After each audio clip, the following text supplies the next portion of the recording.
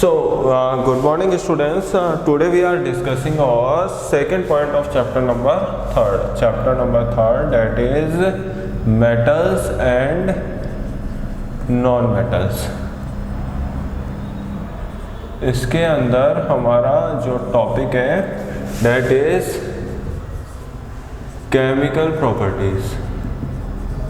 Chemical properties. In this topic we have to consider both the topics separately, that is chemical properties of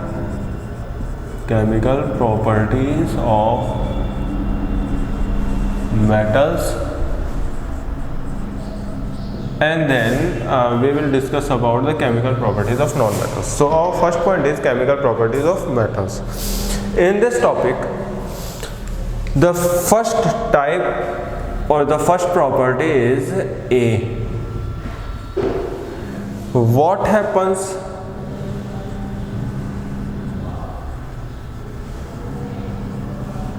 when metals are burnt in air?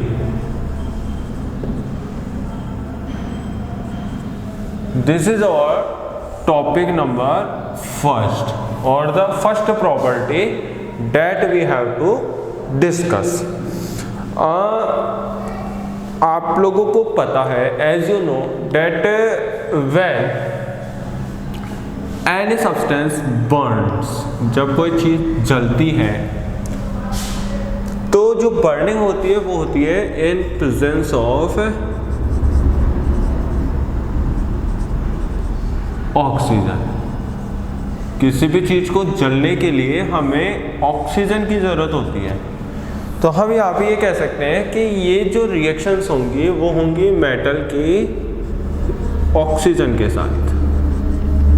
Metal और oxygen आपस में reaction करेंगे क्योंकि हम burning कर रहे हैं metals की, और जब बर्निंग होगी तो उसके लिए ऑक्सीजन गैस की हमें ज़रूरत होती है. तो हम डायरेक्टली ये कह सकते हैं कि हमें यहाँ पे कंसीडर करना है the reaction of metals with oxygen. When metals react with oxygen it forms metal oxide.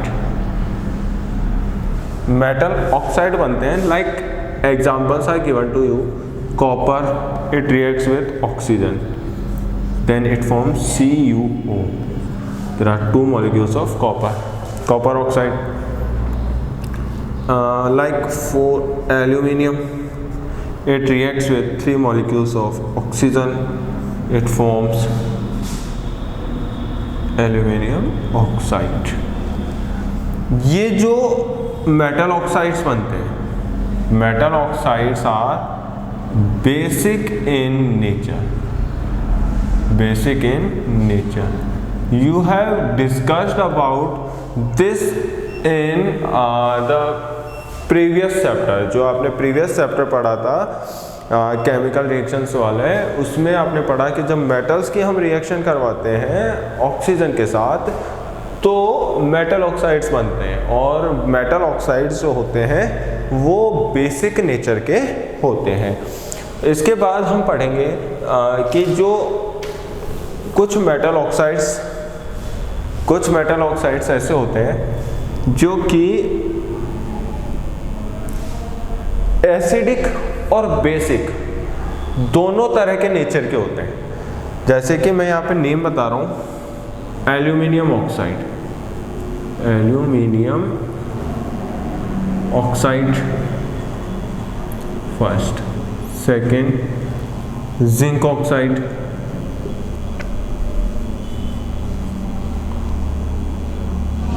ये कुछ ऐसे मेटल्स हैं जो कि एसिडिक एंड बेसिक दोनों तरह की प्रॉपर्टीज शो करते हैं, दोनों तरह का नेचर शोज करते हैं.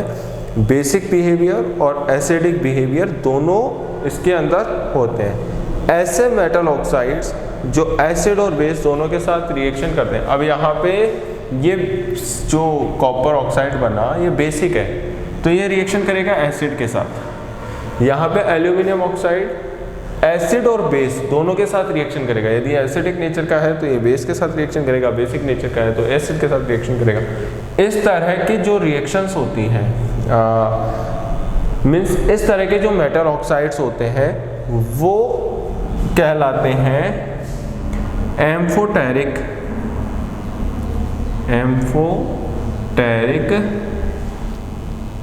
ऑक्साइड्स। Amphoteric oxides. जब ये एम्फोटेरिक ऑक्साइड्स एसिड और बेस के साथ रिएक्शन करते हैं then they forms salt and water. जब एम्फोटेरिक ऑक्साइड्स रिएक्ट करते हैं विद एसिड और base then they form salt and water. इसके एग्जांपल मैं आपको बता दूं, एल्यूमिनियम ऑक्साइड है तो Al2O3 प्लस 6HCl, यहाँ पे ये रिएक्शन कर रहा है एसिड के साथ, तो ये बनाएगा 2AlCl3 प्लस 3H2। और जब Al2O3 बेस के साथ रिएक्शन करेगा means NaOH sodium hydroxide then this will form 2NaAlO2 plus H2। ये NaAlO2 इसको बोलते हैं sodium aluminate. This is called sodium aluminate. तो यहाँ पे हमने देखा कि Al2O3 ये एसिड के साथ और बेस के साथ दोनों के साथ रिएक्शन कर रहा है, तो ये एल्यूमिनियम ऑक्साइड जो है वो एक तरह का एम्फोटेरिक ऑक्साइड है जो कि एसिडिक और बेसिक दोनों तरह के नेचर शो करता है। इसके बाद हम आगे इसके बारे में और कंसल्ट करते हैं। एक बार आप इसको नोट डाउन कर लीजिए। अब हम जब देखते हैं कि एल्यूमिनियम ऑक्साइड है उसके एसिड और बेस दोनों के साथ रिएक्शन करवाई, अब हम यहाँ पे देखेंगे कि ज़्यादातर जो मेटल्स होते हैं वो वाटर के अंदर इनसॉल्युबल होते हैं। Metals are insoluble in water, but जो मेटल ऑक्साइड्स वाटर के अंदर सॉल्युबल होते हैं, most metals are insoluble in water but some of these dissolve in water to form alkalis. ये जो मेटल्स हैं वो वाटर के साथ डिसॉल्व होते हैं, वाटर के साथ डिसॉल्व होकर के बनाते हैं एल्कलीज। कैसे? यहाँ पे मैं आपको बताऊँ, Na2O sodium oxide plus water H2O, ये आपस में रिएक्शन करके बनाएगा 2NaOH। इस तरह की रिएक्शन होगी। एक और एग्जांपल है K2O प्लस H2O, ये बनाएगा 2KOH। ये वाटर के अंदर सॉल्युबल होते हैं, डिसॉल्व इन वाटर, इसलिए इनको हम क्या बोलते हैं? एल्कलीज बोलते हैं। ये हमने प्रीवियस क्लास में प्रीवियस चैप्टर में पढ़ा था।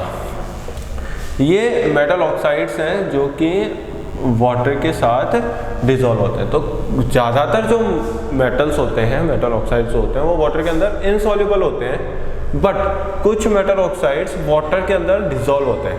अब आपने पढ़ा है कि जो मेटल ऑक्साइड्स बनते हैं बर्निंग के ऊपर, जब हम मेटल्स की बर्निंग करवाते हैं तो वो बनाते हैं बेसिक इन नेचर सॉल्यूशंस। वो बेसिक होते हैं, मेटल ऑक्साइड्स होते हैं बेसिक होते हैं। तो जब बेसिक बनेंगे, तो जब वो बेसिक नेचर के हैं, तो यहाँ पे ये मेटल ऑक्साइड वाटर के साथ रिएक्शन करके बेस बनाते हैं। Alkalis are those bases which can dissolve in water.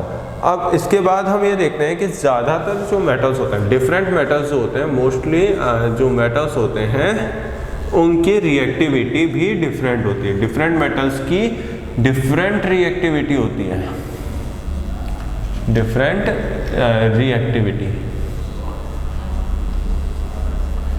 Reactivity means the rate of reaction, means reaction करने की जो स्पीड होती है उसको हम बोलते हैं रिएक्टिविटीज। जब हम देखेंगे कि जो मेटल्स हम रिएक्शन करवा रहे हैं ऑक्सीजन के साथ, हमने देखा कि मेटल जो है वो ऑक्सीजन के साथ रिएक्शन करते हैं and they form metal oxide, metal oxide. तो ये जो रिएक्शन होती है इसमें मेटल की रिएक्टिविटी, इसमें मेटल की रिएक्टिविटी सेम नहीं होती है, सभी के अंदर एक ही स्पीड से एक ही रेट से रिएक्शन नहीं होती है। जैसे कि सोडियम और पोटेशियम, सोडियम एंड पोटेशियम, ये ऐसे मेटल्स हैं जो कि बहुत तेज स्पीड से रिएक्शन करते हैं, ये फायर तक कैच कर लेते हैं। आपने 8th क्लास में 9th क्लास में पढ़ा होगा कि जो सोडियम होता है वो बहुत तेज एयर के कांटेक्ट में रहने पर रिएक्शन करता है। डैट इज़ वाई हम इनको कैरोसिन ऑयल के अंदर मर्ज करके रखते हैं, इनको हम कैरोसिन में डिप करके रखते हैं ताकि ये ऑक्सीजन के कांटेक्ट में ना आए और ये फायर कॉज ना कर सके। उसके अलावा जो हमारा मैग्नीशियम और एल्यूमिनियम होता है, मैग्नीशियम, एल्यूमिनियम एंड जिंक, ये एक लेयर के साथ, ऑक्साइड की एक लेयर के साथ कोटेड होते हैं, coated with a layer of oxide. ये ऑक्साइड की एक लेयर के साथ, यहाँ पे सोडियम और पोटेशियम रिएक्ट फास्टली, ये बहुत तेज स्पीड से रिएक्शन करते हैं विग्रियसली, और मैग्नीशियम, एल्यूमिनियम, जिंक ये ऐसे मेटल्स हैं जो कि ऑक्साइड की एक लेयर से कोटेड होते हैं। अब जब तक ये ऑक्साइड की लेयर मेटल्स के ऊपर लगी हुई है तब तक ये रिएक्शन नहीं करेंगे। तो जब तक ये ऑक्साइड की लेयर को हम इरेज नहीं करेंगे, हटाएंगे नहीं, तब तक ये रिएक्शन नहीं करेंगे, धीरे धीरे करते हैं। इसी तरह अब आयरन है, आयरन को आप कितना भी हवा के अंदर रख लो, गरम कर लो, आप उसको जला लो, कितना भी उसको आप बॉईल कर लो, मतलब जब तक हम आयरन के मेल्टिंग पॉइंट तक पहुंचते हैं तब तक वो फायर कॉज नहीं करता, वो जलता नहीं है, बर्निंग नहीं होती है। लेकिन यदि हम